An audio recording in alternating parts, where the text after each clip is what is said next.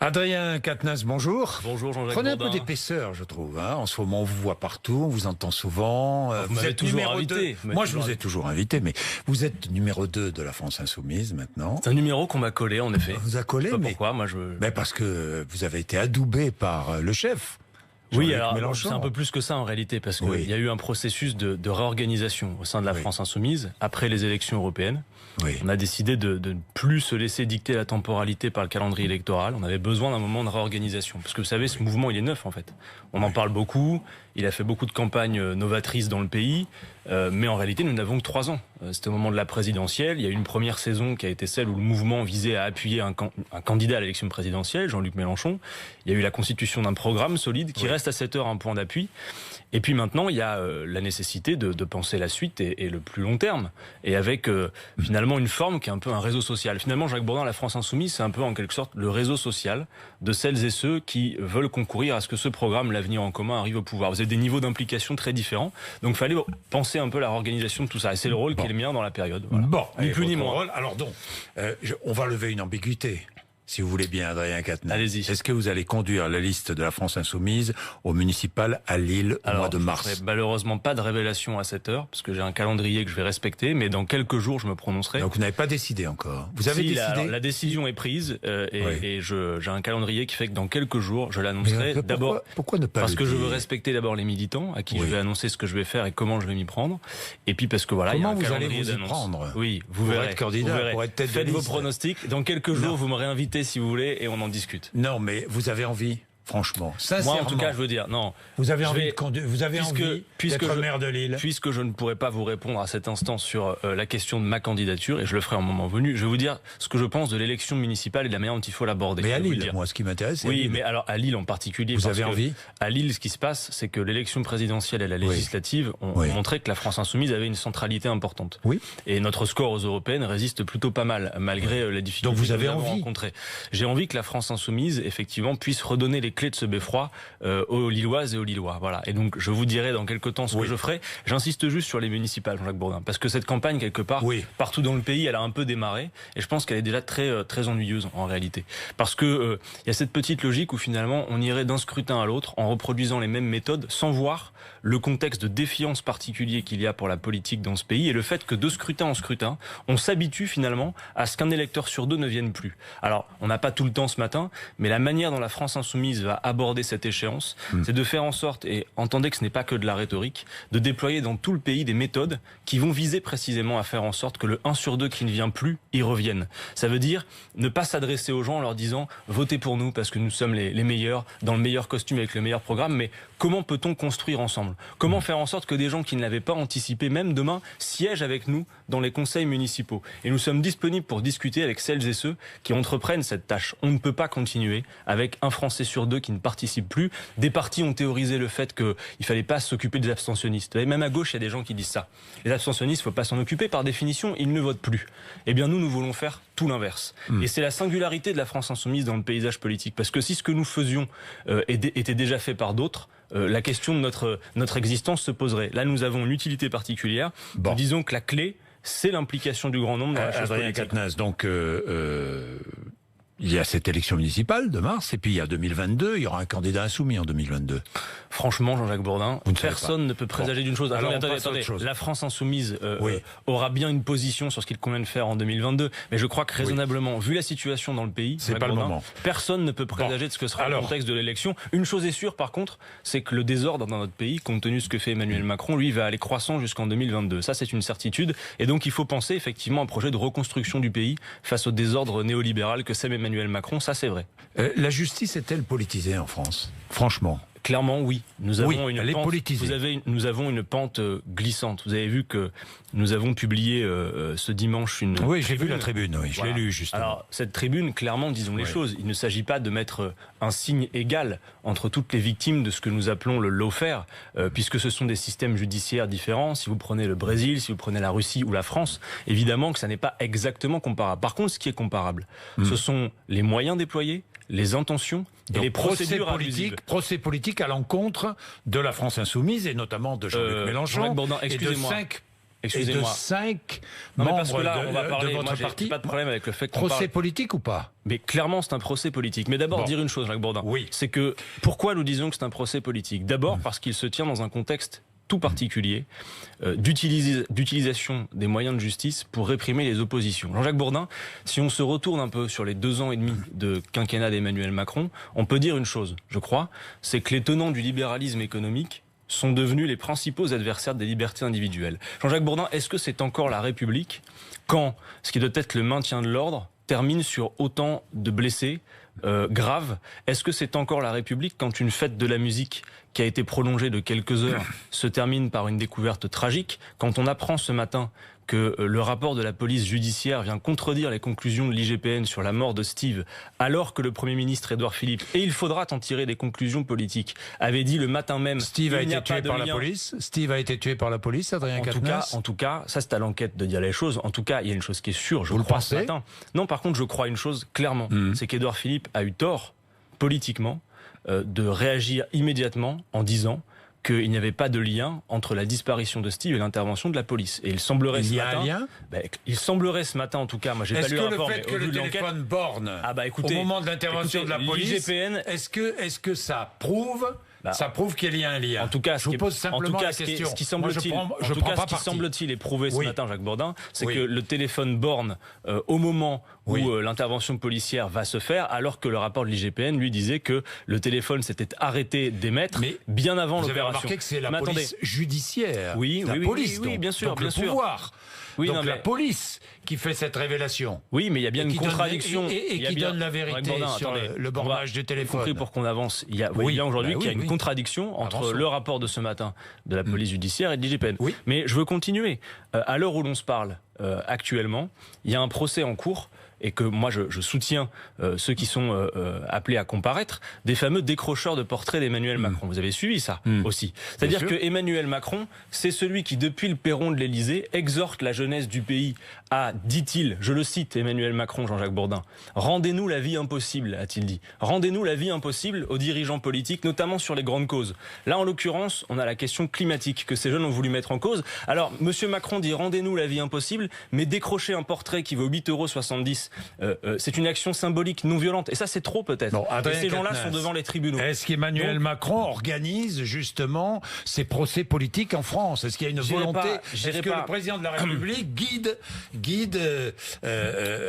tout cela de l'Élysée? Écoutez, j'irai pas jusqu'à dire que depuis une cave de l'Élysée, Emmanuel Macron appuie sur des boutons. En revanche, je vous demande, y compris en tant que journaliste. Mais moi, je voudrais vous poser une simple question. Là, vous m'avez posé une vraiment qu'importante. Alors, répondez-moi. Ce que je vous dis, pour être très précis, est-ce que oui ou non, il guide cette action judiciaire? Je dis les choses. Il y a dans ce pays une pente glissante et un usage. Je précise ce que je dis. Un usage des moyens de police et de justice pour réprimer des oppositions. Voilà ce que je dis. Et quand Madame Belloubet nous fait son numéro de claquette sur l'indépendance de la justice, elle sait que toute la justice n'est pas indépendante. Elle le sait, Madame Belloubet. Vous le savez, vous aussi, Jean-Jacques Bourdin. Le parquet... Ne prenez pas parti. Je veux dire, vous lisez la presse comme moi, vous vous informez, vous observez les contradictions. Vous savez que le parquet, par définition, et la CEDH l'a dit, la Cour européenne des droits de l'homme l'a dit, le parquet en France n'est pas indépendant. Donc dans le cas des procès qui nous occupent, et moi je souhaite qu'on en parle, ce n'est pas une justice indépendante. Je vais vous parler des procureurs et je vais vous parler des parquets, effectivement. Mais Adrien Quatennens, Jean-Luc Mélenchon est en correctionnel la semaine prochaine et 5 membres de la France Insoumise accusés d'avoir malmené ou spillé des magistrats, intimidation, rébellion et provocation contre l'autorité judiciaire. Imaginez un citoyen lambda qui est accusé de provocation, de rébellion contre l'autorité et qui serait poursuivi. Évidemment, mais alors, du coup... Mais ce serait logique ou pas? Alors, c'est intéressant. Ce serait logique ou pas? Mais je vous pose la question. Pourquoi vouloir faire de ce procès une tribune politique? Jean-Jacques Bourdin, c'est pas faire une tribune politique. C'est un procès politique et je m'en vais vous démontrer précisément pourquoi. C'est-à-dire que si c'est un citoyen, c'est pas un procès politique. Non, attendez. Il y a des procès politiques en ce moment même, je vous l'ai dit, de mon point de vue. Il y a une justice qui est utilisée pour dans réprimer une banlieue, des il y a un citoyen qui se rebelle contre la police. Jean-Jacques Bourdin, vous êtes assez fin analyste de la vie politique et de l'actualité pour entendre les quelques arguments que je vais vous poser. Moi, je dis que c'est un procès politique. Pourquoi? Je veux vous le démontrer. D'abord, une première chose. Souvenez-vous toujours que ce qui va se passer le 19 et 20 septembre est inédit et n'a rien à voir avec le fond de l'affaire. J'insiste bien. Parce que vous en souvenez, quel a été, Jean-Jacques Bourdin, le fait générateur de ces perquisitions? Je veux que les téléspectateurs l'entendent.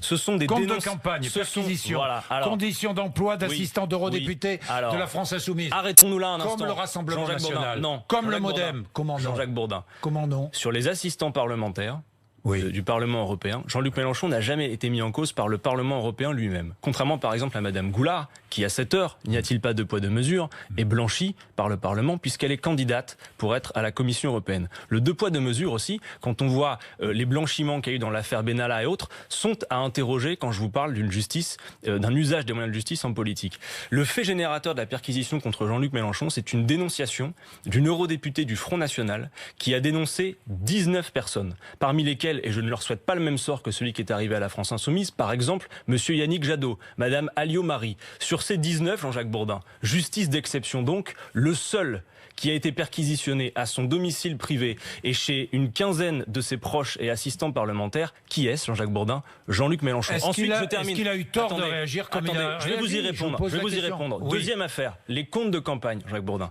Oui. Nos comptes de campagne ont été validés par la commission des comptes. Et il y a un conflit interne à la commission des comptes de campagne qui a fini entre les mains de la justice, alors que Jean-Luc Mélenchon a toujours dit, mais fouillez nos entrailles si vous le voulez, reprenez tous nos comptes de campagne. Écoutez, moi je connais la trésorière de la France Insoumise, hein, d'accord? Je sais comment elle fonctionne et tous les militants de la France Insoumise connaissent sa rigueur. Donc, non, moi je veux vous dire que du coup, c'est d'abord un procès politique parce qu'il y a une justice d'exception, un deux poids deux mesures, et on a eu des moyens déployés qui sont sans commune mesure avec les faits reprochés. Je voudrais revenir sur cette tribune où finalement vous mélangez un peu tout.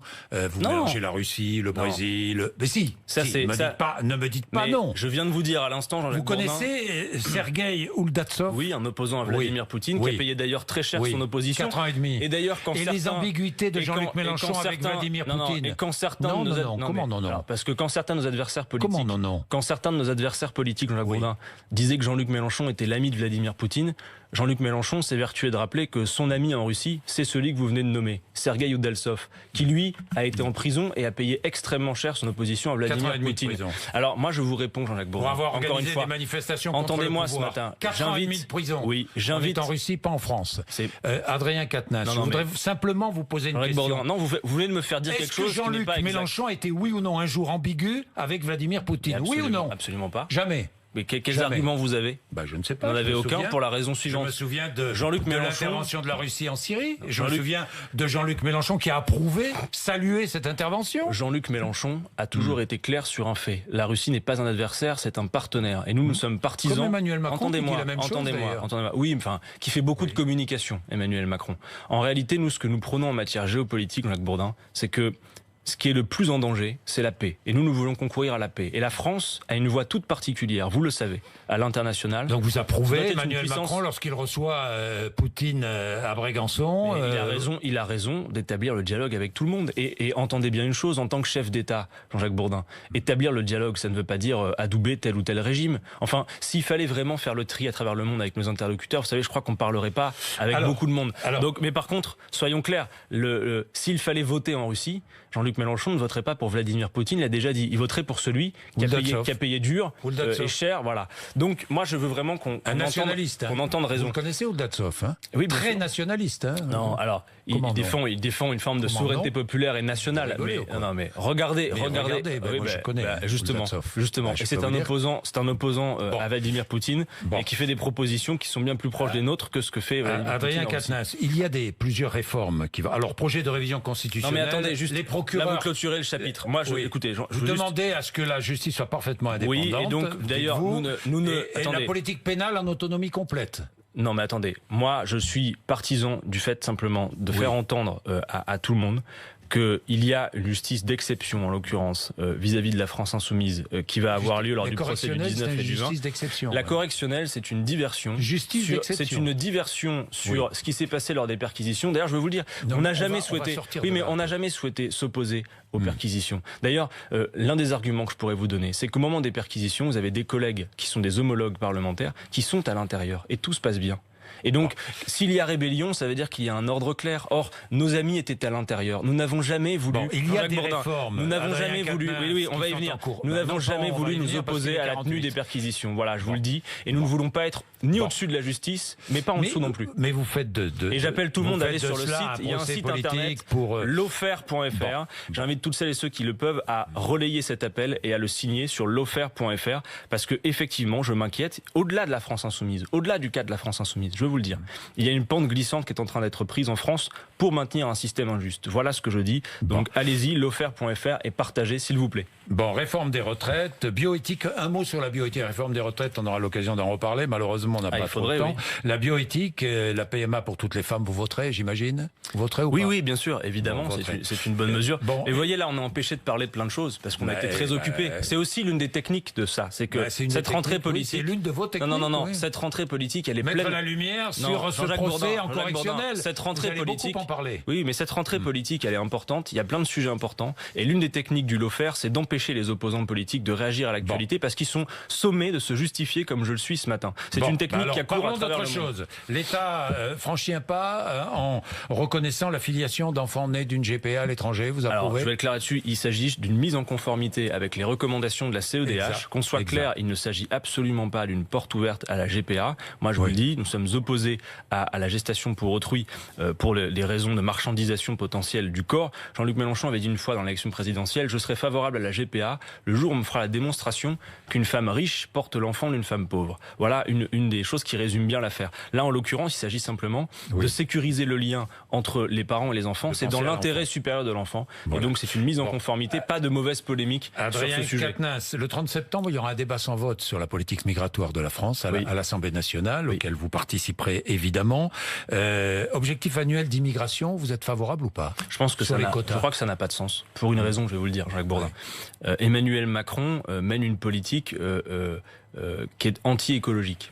Et si on maintient les trajectoires telles qu'on les voit aujourd'hui sur l'écologie, pour ne prendre que cette cause des mouvements de population, rien que 2 degrés de réchauffement climatique, Jean-Jacques Bourdin, et on est à plus aujourd'hui, vous le savez, raison pour lesquelles les jeunes ont raison de se mobiliser et on soutient quand ils sont attaqués, 2 degrés, c'est potentiellement 280 millions de personnes forcées à se déplacer.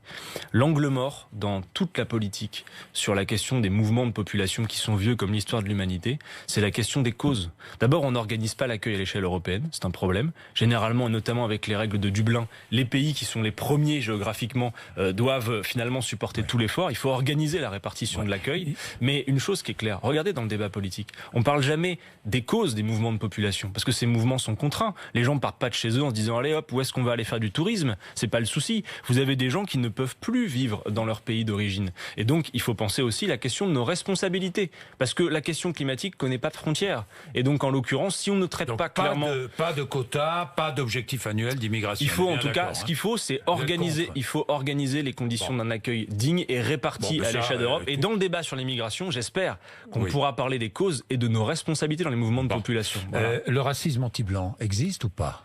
Le racisme. Vous avez vu ce débat franchement, c'est lunaire. Jacques Bourdin, vous connaissez dans ce pays beaucoup de personnes de couleur blanche qui connaissent des difficultés pour avoir un emploi, qui connaissent des discriminations quotidiennes que connaissent beaucoup de nos concitoyens. Franchement, il y a le racisme tout court. Et il y a les discriminations contre lesquelles il faut lutter pied à pied. Raison pour laquelle j'en profite pour faire d'une pierre deux coups, pour vous dire aussi que quand monsieur Le Gret, hier, hiérarchise en quelque sorte les discriminations en disant voilà, si c'est du racisme, j'interromps le match, mais si c'est de l'homophobie, finalement, bon, ça cible pas vraiment la communauté LGBT, donc c'est pas très grave. C'est une erreur fondamentale. Voilà, il faut lutter pied à pied contre les discriminations. Et puisque je parlais au début de mon mais dites-moi, tiens, puisque on parle de Noël Le Gret, interrompre les matchs, c'est une bonne idée ou pas? Je crois que c'est une mauvaise idée dans la mesure où vous imaginez bien qu'on va devoir interrompre beaucoup de matchs. Moi, je pense, en l'occurrence, que ce qu'il faut faire, c'est identifier les personnes qui sont tenues pour responsables de tenir ce genre de propos et qu'il y a une responsabilité des clubs d'entreprendre le dialogue avec leurs supporters. Voilà, très clairement. L'homophobie, le racisme sont des délits et donc s'ils ont cours dans les stades, il faut pouvoir agir contre les personnes. Je voudrais revenir sur les assistants parlementaires. Ah tiens, on y revient. Ben oui, vous savez pourquoi? Parce que une info qui vient de tomber. Dites-moi. Sylvie Goulard a été entendue hier, vous le savez. Oui. Hein? Donc vous voyez qu'il n'y a pas de poids de mesure. Et Si, Marielle de Sarnez et François elle a été- Bayrou sont convoqués par la police. Oui, mais elle a été blanchie par le Parlement, Madame Non, mais Goulard. là, je vous parle de la justice française. Oui, là, oui. On ne parle pas de la justice Bien sûr. européenne, ni du Parlement européen. Oui. Marielle de Sarnez et François Bayrou sont convoqués aussi par la police. Oui, mais est-ce Comme que vous l'avez été, enfin non, pas vous, non, mais parce que comme, c'est pas moi. En l'occurrence, je vous ai parlé d'une liste de dénonciation. Monsieur Bayrou, Madame de Sarnez font partie de cette liste. Oui. Moi, je vous dis là, pour le coup, le Parlement avait mis en cause Madame Goulard. Le Parlement européen Non, mais avait là, dit. je vous parle de Marielle de Sarnez. Oui, et oui, non, mais François Bayrou. c'est le modem de toute façon. C'est la même le modem. affaire. Nous, c'est autre chose. C'est Le une modem. personne. Nous, si vous voulez, le fait générateur de ce qui nous est arrivé, ce sont des dénonciations Mais sans eux preuve. aussi. Non. Non. Non, c'est Il des y a mises des en preuves. cause, c'est des mises en cause du Parlement lui-même. Jean-Luc Mélenchon, Jean-Jacques Bourdin n'a jamais été mis en cause par le Parlement européen. Je vais terminer là-dessus, Jean-Jacques Bourdin. Vous avez le droit d'aimer ou pas Jean-Luc Mélenchon, mais plutôt que de simplement, ça Moi, j'aime bien, mais je je dis, l'attends, d'ailleurs. je dis, mais voilà, Je mais- l'attends, et d'ailleurs, il ne vient plus. pourquoi pas Ben mais oui. en attendant, dire simplement une chose. Oui, Au-delà vas-y. des images, de la réaction. Personne n'aime être en colère, personne n'aime crier plus fort. D'ailleurs, on verra dans les images complètes, parce que là, vous avez des petites séquences qui ont été mises. Mais il y a des moments où Jean-Luc Mélenchon, Alexis Corbière dit clairement pas de violence. Il y a des moments dans les images où Jean-Luc Mélenchon dit aux policiers, vous savez, messieurs, il n'y a pas de violents parmi nous. Vous voyez ? Donc on a dans toute la technique qui vise à nous décrédibiliser. Ben ça, la justice tranchera, Eh ben, la justice dira. Évidemment. Vous Alors, faites confiance non, mais à la ça, justice. ça, Adrien ça c'est Quatennens. sur la réaction, mais sur le fond de l'affaire. Il n'y a toujours rien à cette heure sur les enquêtes préliminaires. la Parce que les justice- comptes de campagne la ont été justice validés. dira qu'il n'y a Les rien comptes de s'il n'y a Monsieur rien. Macron, les comptes de Monsieur Macron ont été signalés. Est-ce que vous avez Est-ce que vu vous pensez que Jean-Luc Est-ce que Mélenchon vous peut avez être vu condamné injustement? Écoutez, quand je vois Jean-Jacques Bourdin, le niveau de répression dans ce pays contre toutes les formes d'opposition, qu'à cette heure des jeunes qui se sont mobilisés de manière non violente sont assignés devant les tribunaux, oui, je m'inquiète pour le pays et son État. Et Bien. j'interroge, Bien. est-ce encore la République que la France sous Emmanuel Macron? Moi, Bien. je suis un républicain et la République, c'est pas juste un totem. Ce Bien. sont des valeurs Merci, solidement ancrées Adrien et je m'inquiète pour Quatennens. cela. Voilà. Bien, merci. Il est 8h55. On parlera Merci plus de d'être politique venu la nous fois voir. prochaine. Mais évidemment, 8h55.